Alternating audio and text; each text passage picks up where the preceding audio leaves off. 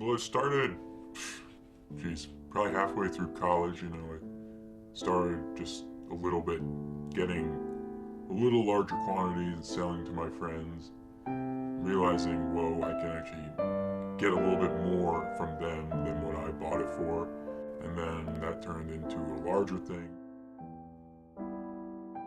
When you think of a drug dealer, you probably think of someone who's either violent, aggressive, has a criminal background, does seedy stuff, but I think that the majority of us are nothing like that. We're pretty much normal people.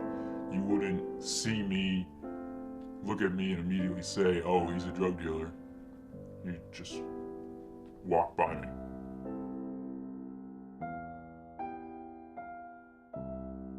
You can't just deal drugs and get away with it legally, because you've got to have some sort of legal income, otherwise people are going to start to notice. So that's when I started working in restaurants, and I'm not really working a job that fulfills my business education. It's a pretty simple restaurant job. I guess you could say that's my cover-up. We knew the world would not be the same. Few people laughed. Few people cried. Most people were silent. I'm not going to sell to young kids. Obviously, I don't know people's age. But when I see someone who looks young, I'm not going to be selling to them. It's someone who looks like they're in high school. I'm not going to deal with something like that. I've never owned a gun. I do carry a pocket knife, but most people do. And I've never had to pull it out or anything. In terms of business, cops do suck, but in terms of real life, they're doing what they're supposed to do, so you just have to avoid them. And, you can't go after cops, because they're cops. You can't mess with cops. You just have to try and stay away from them.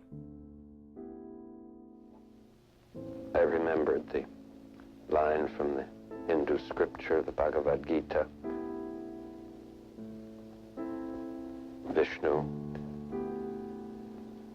is trying to persuade the prince that he should do his duty.